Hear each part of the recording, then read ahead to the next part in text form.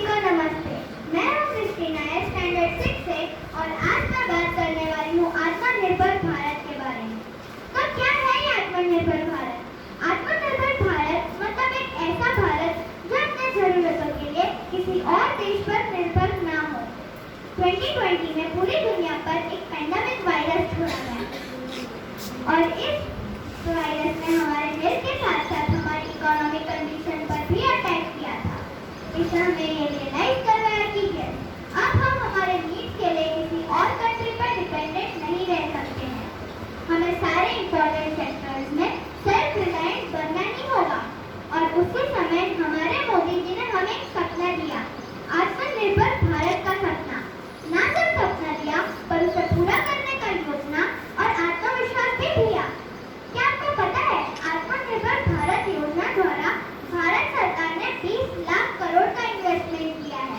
इस इन्वेस्टमेंट का use small scale industry को फंडिंग प्रोवाइड करना, स्किल लेबर डेवलप करना और इंफ्रास्ट्रक्चर बेटर बनाना है। यहाँ पे हमें एक बात एक्सेप्ट करनी होगी, आत्मनिर्भर भारत योजना 100% प्रॉब्लम फ्री नहीं है। सबसे बड़ी प्रॉब्लम तो ये है कि हम प्लानिंग स्टेज पर बहुत अच्छी प्लानिंग करते हैं पर इम्प्लीमेंटेशन के टाइम पे मोमेंटम खो देते हैं। फिर ये सारे प्लान सिर्फ पेपर पर ही रह जाते हैं। Now let's talk about ease of doing business. India is at 63rd rank for ease of doing business. सोचो, एक रेस्टोरेंट खोलने के लिए भी 11 अलग-अलग लाइसेंस लेने पड़ते हैं।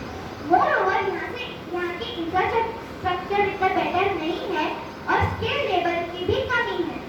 इन सारे मुद्दों पर गवर्नमेंट काम कर रही है और आशा करते हैं कि जब तक हम बड़े होकर इस सिस्टम का पार्ट बने तब तक हमें ये सारी प्रॉब्लम से डील ना करनी पड़े।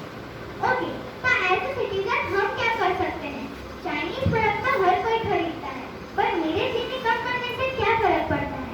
हमारे यही सोच के कारण आज की डेट में हम चाइना को 2500 करोड़ पे करते हैं for the chappals what we are wearing, 2700 crore pay करते हैं for the toys what we are playing and 6200 crore pay करते हैं for the furniture what we are using.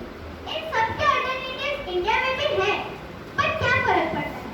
और अगर एक्चुअल में फर्क पड़ता है तो एक बदलाव हमें हमारे बाइंग बिहेवियर में भी लाना होगा। आज से पहले हम कोई भी प्रोडक्ट खरीदने से पहले सिर्फ उसका प्राइस टैग देखते थे। अभी हमें और दो चीज देखनी है, manufactured country and brand. If it's a foreign product then red signal, if it's foreign product manufactured in India then yellow signal and if it's a completely Indian product then go ahead, it's a green signal. Secondly, हम बच्चे हमारे देश के future scientist, entrepreneur, doctor या engineer हैं। हमें innovative बनना होगा। हम जो काम कर रहे हैं उसे और बेटर कैसे करें और इनोवेशन के साथ कैसे करें वो सोचना होगा। हम सबको मिलकर हमारे देश को एक महासत्ता तक पहुंचाना होगा।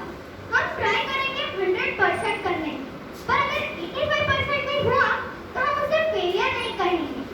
अभी जो मैंने आपसे कहा और आपने सुना उसे इम्प्लीमेंटेशन की ओर ले चलते हैं। किसी एक के करने से क्या फर्क पड़ता है, पर एक के करने से बहुत फर्क पड़ता है और इन दोनों लाइन में सिर्फ एक का फर्क है एंड दैट्स द रीजन फर्क पड़ता है।